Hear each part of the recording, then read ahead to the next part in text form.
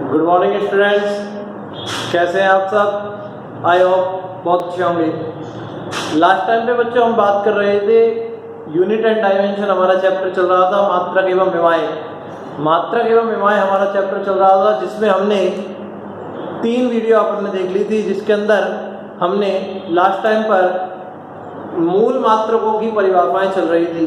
मूल मात्रकों की परिभाषाओं में मीटर की, किलोग्राम की, केल्विन की, उसके बाद अपन ने केल्विन के बाद विद्युत धारा की, ठीक है ना, और उसके बाद अपन ने समय की। ये 5 परिभाषाएं अपन ने देख ली थी, ठीक है ना। 2 परिभाषाएं, एक तो मोल की और एक प्रतिपल तीव्रता की रह गई थी, और 2 पूरक राशियों की परिभाषा भी रह गई थी। तो 5 राशियों की परिभाषा हो चुकी थी। मीटर की हो चुकी थी, किलोग्राम की हो चुकी थी, सेकंड की हो चुकी थी, केल्विन की हो चुकी थी, और हमारी परिभाषा हो चुकी थी किसकी? 1 एम्पियर की। आज हम बात करेंगे 1 मोल की परिभाषा की बात करेंगे, और उसके बाद 1 कैंडेला की परिभाषा की बात करेंगे, उसके बाद 1 रेडियन, 1 स्टेरेडियन। ये 4 परिभाषाओं की बात आज हम इस लेक्चर में करने वाले हैं। आपको मेरे साथ ही यहाँ से नोट करना है, इसकी PDF आपको नहीं मिलेगी। मैं पूरी परिभाषा मैं ब्लैक बोर्ड पे लिखूंगा, आपको इसमें से देखना है और समझ के अपने ब्लैक बोर्ड पे से नोट करना है। तो देखते हैं बच्चों, परिभाषा कौन सी है? परिभाषा है 1 मोल। मोल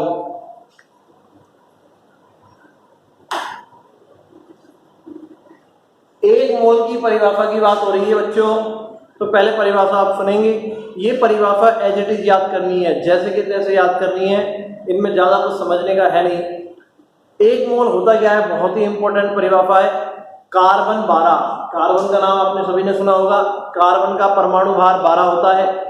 कार्बन 12 कैसे बोलेंगे? कार्बन 12, परमाणु भार कितना है इसका? 12। कार्बन 12 के 12 ग्राम में, कार्बन 12 के 12 ग्राम में उपस्थित परमाणुओं की संख्या, यानी कि 12 ग्राम कार्बन में जितने परमाणु होते हैं वो परमाणु की संख्या 1 मोल कहलाती है। 12 ग्राम कार्बन में, कितने ग्राम में? 12 ग्राम कार्बन में परमाणुओं की संख्या क्या कहलाती है? 1 मोल कहलाती है। 12 ग्राम कार्बन में जितने परमाणु हैं वो क्या कहलाएंगे? 1 मोल कहलाएंगे। ठीक है, तो मैं परिभाषा लिख रहा हूं। 12 ग्राम कार्बन में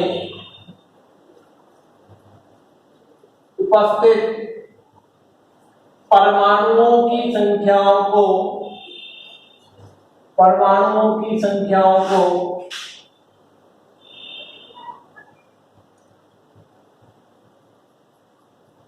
1 मोल कहा जाता है।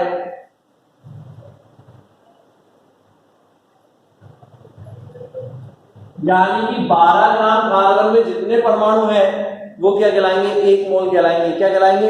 1 मोल कहलाएंगे। 12 ग्राम कार्बन में परमाणु जितने हैं उसको 1 मोल कहा जाता है। और एक बात आप ध्यान से समझिए यहाँ पर कि 12 ग्राम कार्बन में कितने परमाणु होते हैं? 12 ग्राम कार्बन में 6.02 गुणा 10 की घात 23 परमाणु होते हैं। 12 ग्राम कार्बन में, नीचे लिख भी रहा हूं मैं, स्टार डाल के, 12 ग्राम कार्बन में 6.02 गुणा 10 की घात 23 परमाणु होते हैं। कितने होते हैं? परमाणु होते हैं। 12 ग्राम कार्बन में इतने परमाणु होते हैं, और मैंने कहा था 12 ग्राम में जितने परमाणु होते हैं उसको 1 मोल बोलते हैं। तो ये इतने परमाणु है, इसको क्या बोला जाएगा? 1 मोल। 12 ग्राम कार्बन में कितने परमाणु होते हैं? इतने परमाणु होते हैं, और इसको बोलते हैं आवोगाद्रो संख्या। क्या बोलते हैं? कभी भी आपसे पूछ ले आवोगाद्रो संख्या का मान बताओ, तो आवोगाद्रो संख्या है 6.02 गुणा 10 की घात 23 परमाणु। 12 ग्राम कार्बन में इतने परमाणु होते हैं, जिसे आवोगाद्रो संख्या कहा जाता है। मैं आगे लिख रहा हूं, जिसे आवोगाद्रो संख्या कहा जाता है। साइंटिस्ट का नाम है आवोगाद्रो। आवोगाद्रो संख्या कहा जाता है। परिभाषा क्या है 1 मोल की? कि 12 ग्राम कार्बन में उपस्थित परमाणुओं की संख्या 1 मोल होती है, और 1 मोल परमाणु एक मोल में कितने परमाणु होते हैं? इतने परमाणु होते हैं, क्योंकि 12 ग्राम में कितने परमाणु हैं? इतने। तो एक मोल में परमाणु कितने हो गए? इतने तो हो गए। और इसको क्या कहा जाएगा? अवोगाद्रो संख्या। 12 ग्राम कार्बन में इतने परमाणु होते हैं, और 12 ग्राम कार्बन का मतलब एक मोल, तो एक मोल में कितने परमाणु हो गए? इतने। और इसको क्या बोलते हैं? अवोगाद्रो संख्या। तो आपको क्लियर हो गया होगा ये एक मोल की डेफिनेशन। नेक्स्ट और लास्ट डेफिनेशन है मूल मात्रकों की एक कैंडेला की डेफिनेशन। पहले मैं डेफिनेशन यहां लिख रहा हूं, उसके बाद आपको मैं समझाऊंगा, ठीक है? तो एक कैंडेला की डेफिनेशन, एक कैंडेला प्रदीपन तीव्रता का मात्रक कैंडेला था। प्रदीपन तीव्रता का मात्रक कैंडेला था। मैंने बताया था कि प्रदीपन तीव्रता का मात्रक कैंडेला है। तो एक कैंडेला की परिभाषा क्या है? एक कैंडेला की परिभाषा यह है,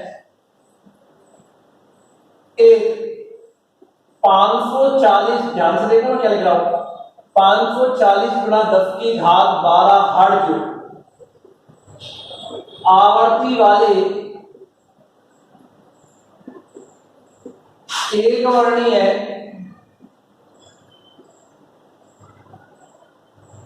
प्रकाश स्रोत से किसी निश्चित दिशा में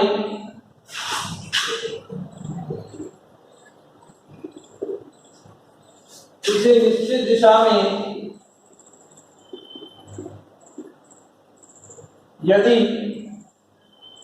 1/683 वाट/स्टेरेडियन की तीव्रता, प्रकाश तीव्रता उत्पन्न होती है, तब उस प्रकाश स्रोत की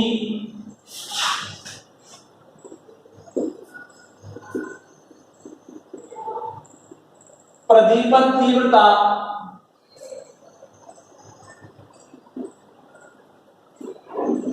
एक कैंडेला होगी। ध्यान से बार बार इस परिभाषा को पढ़ो। क्या कह रहा है? एक 540 गुणा 10 की घात 12 हर्ट्ज आवर्ती वाले एक वर्णीय प्रकाश स्रोत से किसी निश्चित दिशा में यदि 1/683 वाट/स्टेरेडियन की प्रकाश तीव्रता उत्पन्न होती है, तब उस प्रकाश स्रोत की प्रदीपन तीव्रता एक कैंडेला होगी। मैंने कहा है इतने हर्ट्ज आवर्ती वाले, यानी कि प्रकाश स्रोत की आवृत्ति कितनी होनी चाहिए? 540 गुणा 10 की घात 12 हर्ट्ज। 540 गुणा 10 की घात 12 हर्ट्ज आवर्ती वाले एक वर्णीय प्रकाश स्रोत से, एक वर्णीय का मतलब एक रंग का प्रकाश दे रहा है वो, यानी कि जो प्रकाश स्रोत है उसकी आवृत्ति इतनी होनी चाहिए। इतनी आवृत्ति वाले प्रकाश स्रोत से यदि किसी निश्चित दिशा में यदि 1/683 वाट/स्टेरेडियन की प्रकाश तीव्रता उत्पन्न होती है। प्रकाश तीव्रता का मात्रक है वाट/स्टेरेडियन। प्रकाश तीव्रता का मात्रक क्या है? वाट/स्टेरेडियन।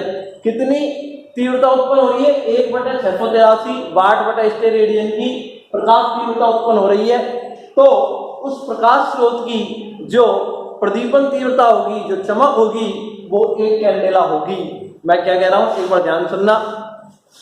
540 गुणा 10 की घात 12 हर्ट्ज आवर्ती वाले प्रकाश स्रोत से यदि किसी निश्चित दिशा में उत्सर्जित होने वाली प्रकाश तरंगों की या प्रकाश की तीव्रता 1/683 वाट/स्टेरेडियन हो, तो प्रकाश स्रोत की जो प्रदीपन तीव्रता होगी वो क्या होगी? एक कैंडेला होगी। तो कहने का मतलब बच्चों इतना सा है कि इतने हर्ट्ज आवृत्ति वाले प्रकाश स्रोत से किसी निश्चित दिशा में उत्सर्जित होने वाले प्रकाश की तीव्रता इतनी हो तो प्रकाश स्रोत की प्रदीपन तीव्रता एक कैंडेला होगी। आवृत्ति इतनी होनी चाहिए और उसकी प्रकाश तीव्रता इतनी होनी चाहिए, तब उसकी प्रदीपन तीव्रता कितनी होगी? एक कैंडेला होगी। ये एज इट इज याद करना है। तो 7 मूल मात्रकों की परिभाषाएं बच्चों आपको मिल गई है। मीटर की हो गई है, किलोग्राम की हो गई है, सेकंड की हो गई है, केल्विन की हो गई है, एम्पियर की हो गई है, मोल की हो गई है और कैंडेला की हो गई है। अब पूरक राशियों की परिभाषाएं हैं, तो अब डालोगे पूरक राशियों की परिभाषाएं। पूरक राशियों दो बताया था मैंने, एक तो होती है रेडियन और एक होती है स्टेरेडियन। तो रेडियन की देखेंगे और दूसरा किसकी देखेंगे, स्टेरेडियन की देखेंगे। पूरक राशियों की परिभाषाएं। पहला डालेंगे रेडियन, पहली परिभाषा डालेंगे एक रेडियन की। पहली परिभाषा है एक रेडियन। एक रेडियन की परिभाषा की बात करेंगे। और बच्चों एक रेडियन की परिभाषा क्या है, ध्यान से सुनना। किसी वृत्त के पृष्ठ पर, किसी वृत्त के पृष्ठ पर उसकी त्रिज्या के बराबर चाप लेकर, वृत्त की त्रिज्या के बराबर चाप लेना है। क्या करना है, वृत्त की त्रिज्या के बराबर चाप लेकर उस चाप द्वारा वृत्त के केंद्र पर बनाया गया कोण एक रेडियन कहलाता है। मैं परिभाषा लिख रहा हूं, देखना। किसी वृत्त की त्रिज्या के बराबर चाप लेकर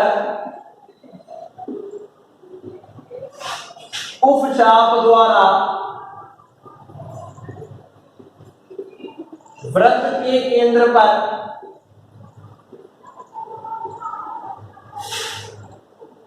बनाया गया कोण एक रेडियन कहलाता है। एक रेडियन कहलाता है। यानी देखो, ये एक वृत्त ले लिया, मैंने कहा है वृत्त की त्रिज्या के बराबर चाप लेना है। ये मान लेते हैं वृत्त की त्रिज्या है, इसके बराबर ये चाप ले लिया, यहां से ये चाप ले लिया इतना। वृत्त की त्रिज्या के बराबर ये चाप ले लिया, ये वृत्त की त्रिज्या के बराबर का चाप ले लिया ये। और उस चाप द्वारा वृत्त के केंद्र पर, उस चाप से वृत्त के केंद्र पर ये कोण बनाया है। ये तो बनाए, वृत्त की त्रिज्या के बराबर चाप ले लिया। ये चाप कितना बड़ा है, वृत्त की त्रिज्या के बराबर। वृत्त की त्रिज्या के बराबर का चाप लेकर वृत्त के केंद्र पर बनाया गया जो ये कोण है वो क्या कहलाता है, एक रेडियन कहलाता है। ये तो लिखिए परिभाषा, वृत्त के त्रिज्या के बराबर का चाप लेकर उस चाप द्वारा वृत्त के केंद्र पर बनाया गया कोण क्या कहलाता है, एक रेडियन कहलाता है। तो इसमें कोई बड़ी बात नहीं है। त्रिज्या के बराबर चाप लेकर उस चाप द्वारा वृत्त के केंद्र पर जो कोण बनाया जाएगा वो एक रेडियन होगा। तो ये जो कोण होगा वो एक रेडियन होगा, ये कोण एक रेडियन होगा। अब दूसरी परिभाषा जो है वो है स्टेरेडियन की। एक स्टेरेडियन,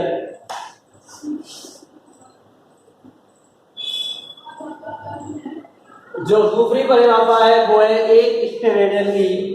और जो एक स्टेरेडियन की परिभाषा है वो ये परिभाषा कहती है, मैं पहले परिभाषा लिख रहा हूं क्योंकि थोड़ी परिभाषा कठिन है, मैं पहले लिखता हूं फिर इसको मैं आपको समझाऊंगा। परिभाषा क्या है, किसी गोले के पृष्ठ पर, ये वृत्त के लिए था, ये गोले के लिए है। किसी गोले के पृष्ठ पर, गोले के पृष्ठ पर गोले की त्रिज्या के बराबर, गोले की त्रिज्या के बराबर, गोले की त्रिज्या के बराबर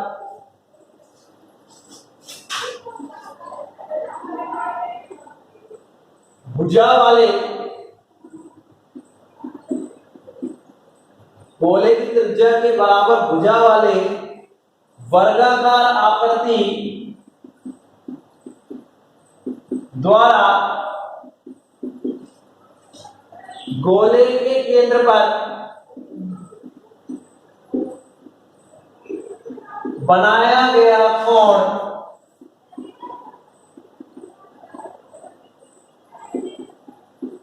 एक स्टेरेडियन कहलाता है। एक स्टेरेडियन कहलाता है। कोई दिक्कत वाली बात मुझसे इसमें नहीं होनी चाहिए। इधर सुनना, एक एक शब्द को देखना। किसी गोले के पृष्ठ पर, गोला ले लिया, मान लेते हैं एक डायग्राम आपको बना दिखाता हूं, ये गोला है।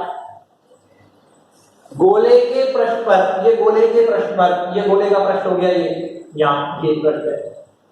गोले के पृष्ठ पर गोले की त्रिज्या के बराबर भुजा वाले, गोले की त्रिज्या है, उसके बराबर भुजा वाले वर्गाकार आकृति बनाओ। गोले के पृष्ठ पर वर्गाकार आकृति बनानी है जिसकी भुजा कितनी है, गोले की त्रिज्या के बराबर। कहा है ना, गोले के पृष्ठ पर गोले की त्रिज्या के बराबर भुजा वाले वर्गाकार आकृति। तो गोले के पृष्ठ पर वर्गाकार आकृति बनानी है जिसकी भुजा त्रिज्या के बराबर है, जो इसकी भुजा है वो त्रिज्या के बराबर है। तो गोले के पृष्ठ पर गोले की त्रिज्या के बराबर भुजा वाले वर्गाकार आकृति बनानी जिसकी भुजा त्रिज्या के बराबर है। तो इस आकृति द्वारा गोले के केंद्र पर, इस आकृति द्वारा गोले के केंद्र पर जो एक कोण बनेगा वो क्या कहलाएगा, एक स्टेरेडियन कहलाएगा। ये जो कोण बना है वर्गाकार आकृति द्वारा गोले के केंद्र पर, और ये कोण एक स्टेरेडियन कहलाएगा।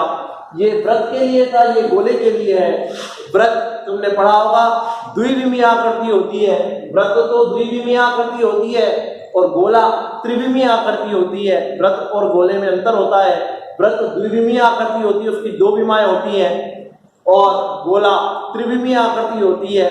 ठीक है, तो मैंने कहा है बच्चों कि गोले के पृष्ठ पर गोले की त्रिज्या के बराबर भुजा वाली वर्गाकार आकृति बनानी है, और उस वर्गाकार आकृति से गोले के केंद्र पर जो कोण बनेगा वो कोण ही क्या कहलाएगा, एक स्टेरेडियन कहलाएगा।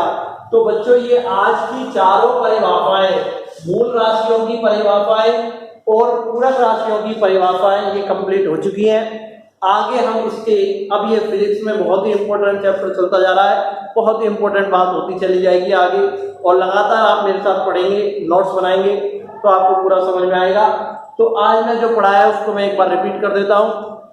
मैंने कहा एक मोल की परिभाषा, मैंने कहा 12 ग्राम कार्बन में उपस्थित परमाणुओं की संख्या 1 मोल होती है, और 12 ग्राम कार्बन में कितने परमाणु होते हैं, 6.02 गुणा 10 की घात 23 परमाणु, और इसको बोलते हैं आवोगाद्रो संख्या। क्या बोलते हैं, आवोगाद्रो नंबर बोलते हैं।